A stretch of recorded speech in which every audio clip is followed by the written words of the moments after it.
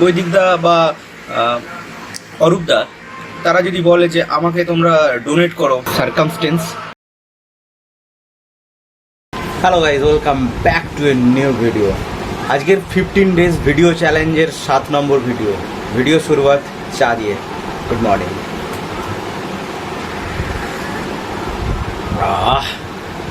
গাড়ি স্টার্ট করতে গেলে যেমন চাবি লাগে, তেমন আমি স্টার্ট হতে গেলে চা লাগে। একটা পার্সেল ছিল, পার্সেলটা নিলাম। তো চলো ভিতরে দেখাচ্ছি। আমার ব্লেজারের জন্য এবং রাইডিং জ্যাকেটের জন্য এই ধরনের একটা কোট কভার যেগুলো হয়, তো সেগুলো ছিল। এটা হচ্ছে আমার রাইডিং জ্যাকেটের কোট কভার। তো এগুলো নষ্ট হয়ে গেছিলো, ছিঁড়ে গিয়েছিল। তো এগুলোকে এবার রিজেক্টেড করে দেওয়ার পালা। তার বদলে নতুন এটা অর্ডার করেছি, দেখা যাক এটা কীরকম, এর কোয়ালিটি কীরকম। তো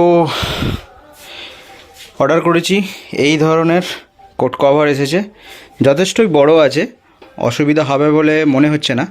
রাইডিং জ্যাকেট এবং আমার ব্লেজার এর মধ্যে রয়ে যাবে। আমি 3টে অর্ডার করিয়েছি, কারণ দুটোতে, একটাতে আমার রাইডিং জ্যাকেট থাকবে, একটাতে ব্লেজার থাকবে, আর একটাতে রাইডিং প্যান্ট এবং উইন্টার কভারগুলো যেগুলো আছে সেগুলোতে একটা রাখবো। তো 3টে সেই জন্য অর্ডার করিয়েছি।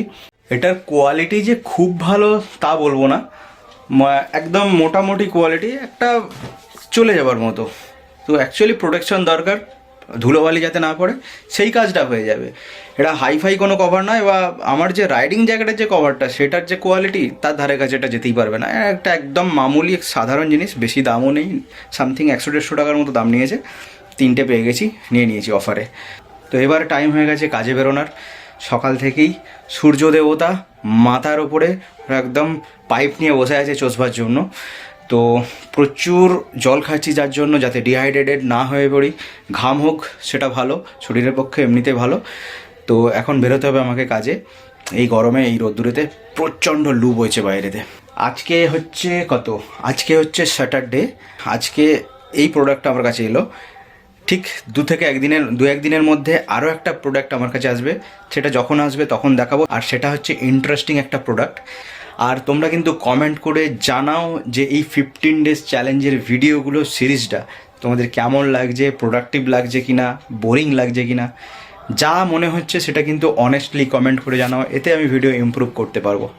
এখন বাজে দুপুর 3টে, আর টেম্পারেচার 40-এর ওপরে, কিন্তু কিছু করার নেই, বেরোতে হবে। গরমকে সাইডে রেখে চলো, সেদ্ধ হয়ে বাড়ি ফিরবো। চলো।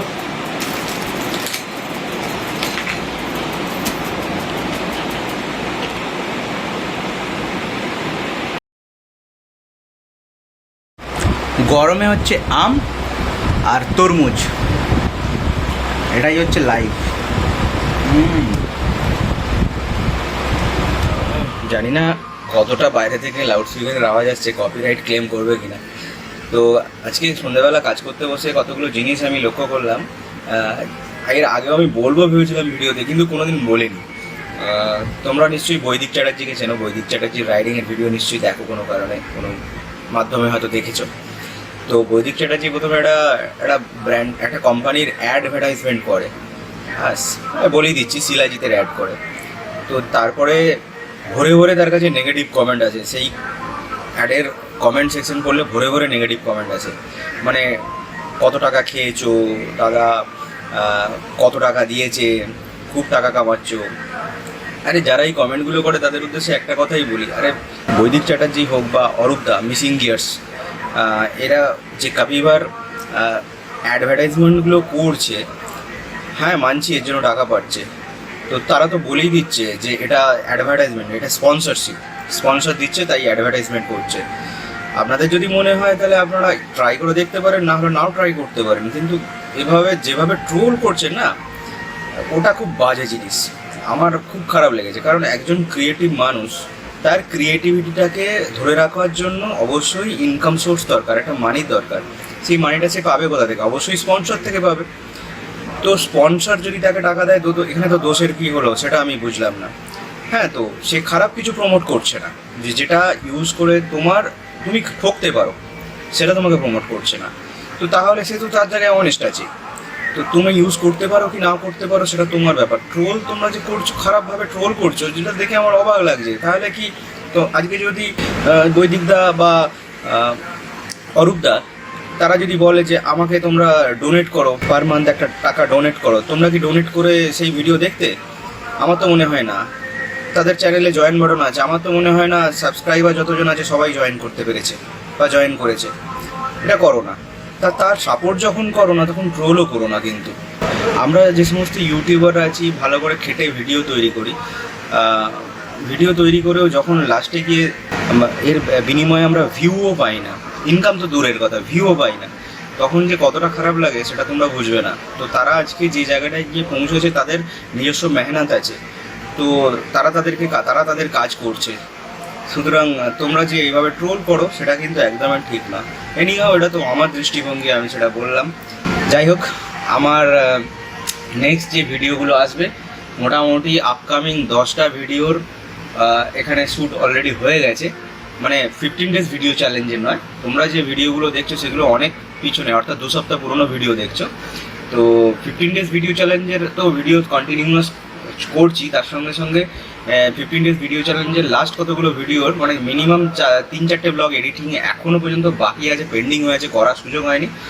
আর এডিটিং করছি, কারণ লাস্ট 15 ডেজ ভিডিও চ্যালেঞ্জের 2 নম্বর ব্লগের যে এডিটিং, সেই এডিটিংটা কি বলবো, বেশ আমাকে বেগ পেতে হচ্ছে। অর্থাৎ আমার মেশিন সেই রকম ক্যাপাসিটি নেই যে এখানে আমি ব্যাকগ্রাউন্ড ইউজ করে ভিডিওটা শ্যুট করেছি। সেই কারণে তোমরা অলরেডি ভিডিওটা দেখে নিয়েছো। সেকেন্ড ডে ভিডিও চ্যালেঞ্জের যে ভিডিওটা ব্ল্যাক ব্যাকগ্রাউন্ড রেখেছিলাম, তো সেই ভিডিওটাকে মানে ভলিউম প্রচুর হচ্ছে, যার জন্য আমাকে এক্সপোর্ট করতে টাইম লাগছে, এডিটিং করতেও টাইম লেগেছে, অনেক কিছুতেই টাইম লেগেছে। তো এগুলো যদি আমরা ভালো উন্নত ধরনের কোনো ডিভাইস ইউজ করতাম তাহলে আজকে এই সমস্যাটা হয়তো হতো না। তবে ইচ্ছা আছে ভবিষ্যতে নতুন মেশিন একটা আপগ্রেড করার, খুব তাড়াতাড়ি করব। নতুন কিছু পরিবর্তন তো হবেই আমার চ্যানেলে। ব্যাকগ্রাউন্ডে স্পিকার বাজার জন্য আজকের ভিডিওটা সেইভাবে আমি শ্যুট করতেই পারিনি, তো এটা আমার কিছু করার নেই, সার্কামস্টেন্স। আজকের ভিডিওটা ছোটোই থাক, কালকে থেকে আবার একদম ব্যাক টু দ্য ফর্ম। আজকের ভিডিওটা ছোটো রাখার কারণ তোমরা আশা করি বুঝতে পারছো, আশা করছি কেউ অফেন্ডেড হবে না। অন্য সময় আমি ফ্যান অফ করে ভিডিও করি, আজকে ফ্যান অফ করিনি, কারণ বাইরের আওয়াজ যত কম আছে ততই ভালো। তো আজকে 7 নম্বর ভিডিও কমপ্লিট হলো। তো এখনও 8টা ভিডিও করাও এখনও বাকি রইল। তো সেই চ্যালেঞ্জটা অবশ্যই পূরণ হবে, মন মে হ্যাঁ বিশ্বাস। তো এই নোটেই আজকের ভিডিওটা এখানেই শেষ করছি। আর আরেকটা কথা, এই যে জানলাটা দেখতে পাওয়া যাচ্ছে এইখানে একটা পর্দা লাগানোর কথা ছিল, তো যেটা আমি চেষ্টা করব কালকে লাগাতে। তো আমি অনেক চেষ্টা করেছি, রোজ ভাবছি লাগাবো, কিন্তু কিছুতেই টাইম হয়ে উঠছে না। আর কালকে তোমরা স্কেটিং দেখতে পাবে। কালকে আমি সানডে, কালকে স্কেটিংয়ের ছুটি আছে, আমি নিজে প্র্যাকটিস করব। তো কালকে সকালবেলা স্কেটিং করব, সেই সঙ্গে স্কেটিং থেকে ফিরে এসেই আগে এই পর্দাটা লাগাবো, তারপরে বাকি অন্যান্য কাজ। তো আজকের ভিডিওটা এই নোটে এখানেই শেষ করছি। দেখা হচ্ছে 15 ডেজ ভিডিও চ্যালেঞ্জের 8 নম্বর ভিডিওতে। ততক্ষণের জন্য বাই বাই।